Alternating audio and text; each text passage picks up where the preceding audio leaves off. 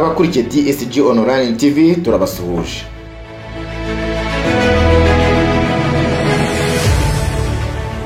Korea y'Epfo igiye gutangira gutanga doze ya kane y'urukingo rwa COVID-19. Minisitiri w'ubuzima muri Korea y'Epfo Non Dik-sheol yatangaje ko hari gahunda yo gutanga doze ya kane y'urukingo rwa COVID-19 guhera mu mpera za Gashyantare uyu mwaka. Izi ngamba zemejwe mu nama idasanzwe yiga ku gukomeza guhangana n'icyorezo cya COVID-19 by'umwihariko ubwoko bwayo bushya bwa Omicron.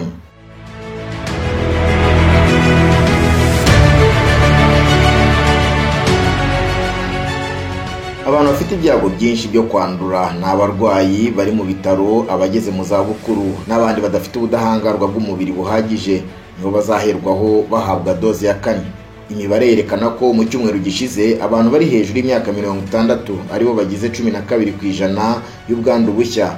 Umubare ukaba wariyongereye cyane ugereranyije n'8% bari bagaragaye mu cyumweru cya nyuma cya Mutarama.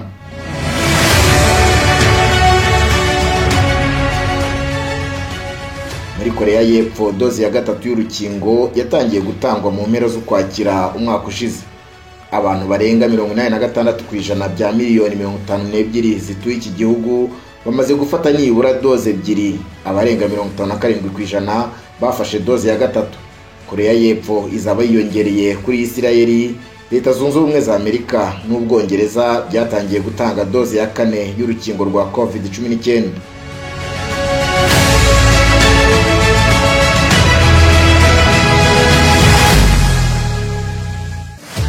Ubwo ibikorwa byo gukingira COVID-19 byatangiraga muri Isirayeli, inkingo zatanzwe mu buryo bwihuse ndetse muri rusange umubare munini witabira kuzihabwa. Cyakora nubwo byagenze gutyo, abagera kuri 63% by'abaturage bayo basaga miliyoni 9 nibo kugeza ubu bamaze gufata doze ebyiri. Ku ruhande rumwe ibi biterwa nuko Isirayeli muri rusange ari igihugu gifite abaturage bo mu cyiciro cy'urubyiruko. Hafi 1/3 cy'abaturage bayo bafite munsi y'imyaka 14. Mu gushaka gukemura iki kibazo, mu kwezi kwa 11 k'umwaka ushize Isirayeli yatangaje ko abana bafite guhera ku myaka 5 kuzamura nabo bashobora gukingirwa. Bwana Bennett yavuze ko ashaka ko buri mwana wese ugesheje gufata urukingo aba yarohawe bitarenze mu byumweru 2 mu gufasha gutinza cyangwa se kugendesha buhoro no kugabanya imbaraga z'indi nkubiri y'ubwandu bwa COVID-19.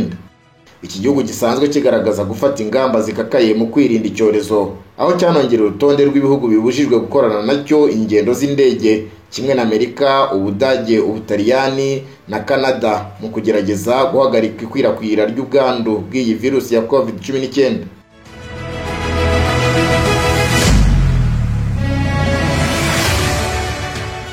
Kuva iki cyorezo cyatangira, Isirayeli imaze gutangaza abantu basaga miliyoni 1 banduye COVID n'abandi basaga 8,000 bishwe nayo, nk'uko bigaragazwa n'imibare yakusanyijwe na kaminuza ya Johns Hopkins yo muri Amerika izwiho gutanga imibare ifatika yemewe ya COVID-19.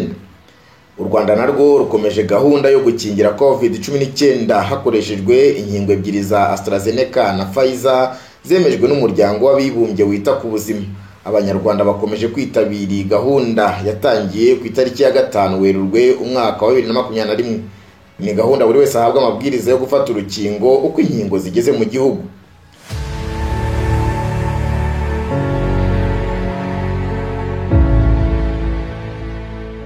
Byatangiye itegeko ari ugufata doze ebyiri z'urukingo mu gihe cy'intera itandukanye bitewe n'ubwoko bw'urukingo kugira ngo umuntu agire ubwirinzi buhagije.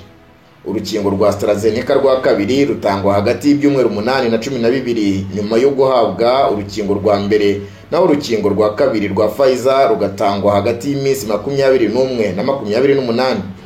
Nyuma y'aya mabwiriza yo guhabwa inkingo ebyiri bikitwa kwikingiza byuzuye, abantu bari bamaze kwakira ko bishoboka kuzihabwa uko zakabaye bigatanga ubwirinzi buhagije bw'icyorezo cya COVID-19, byashoboka kikaba cyanaba amateka mu buzima bw'Abanyarwanda cyane abikingije byuzuye nk'uko bivugwa. Gusa ntibyatinze kuko leta yahise itegeka ko habaho gufata urukingo rwa gatatu bikitwa kwishimangiza. Abanyarwanda bari gusabwa kubyubahiriza ku bwinshi kuko ngo ari inzira ituma ufite iyo virusi ya COVID-19 imushiramo vuba ku buryo atagira umwanya munini wo kuyikwirakwiza, ari nayo mpamvu ubwandu bwayo ngo burimo kugabanuka nyuma yo gukingira abasaga miliyoni 8 hirya no hino mu gihugu.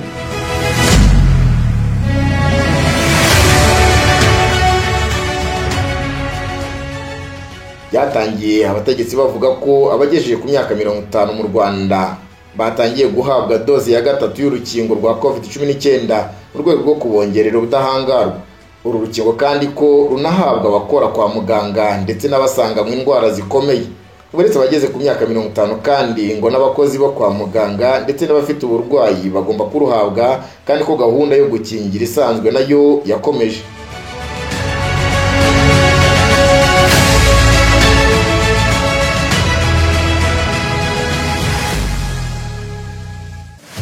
Minisiteri y'Ubuzima yatangaje ko uhawe doze ya gatatu agomba kuba amaze iminsi 180 akingiwe ku buryo bwuzuye, ni ukuvuga abonye doze ya kabiri y'urukingo.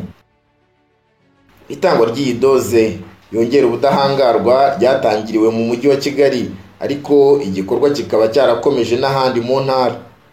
Kugeza ubu nta rwego rwa leta ruragira icyo ruvuga ku bijyanye na gahunda y'urukingo rurenze kuri uru rwa gatatu twe twita urwo gushimangiza, kabone nubwo mu bindi bihugu cyane ku mugabane w'Uburayi biri gukingira ku nshuro ya 4.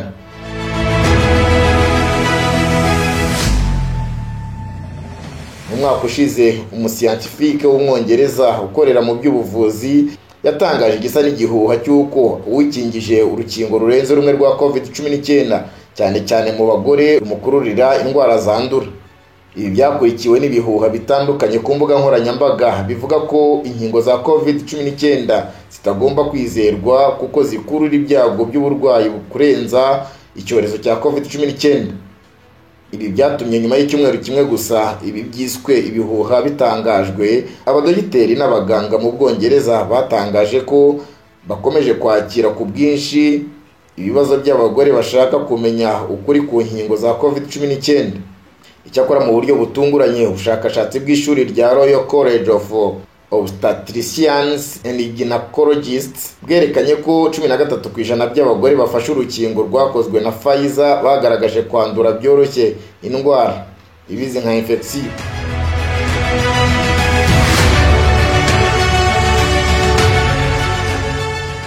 Undi muryango udaharanira inyungu wa Kaiser Family Foundation mu bushakashatsi wasohoye mu ntangiriro z'uyu mwaka nawe wavuze ko ikibazo nk'icyo gifitwe n'abagore bo muri Amerika ahakorewe ubushakashatsi, ikibazo nyine cyo kwandura zira infection.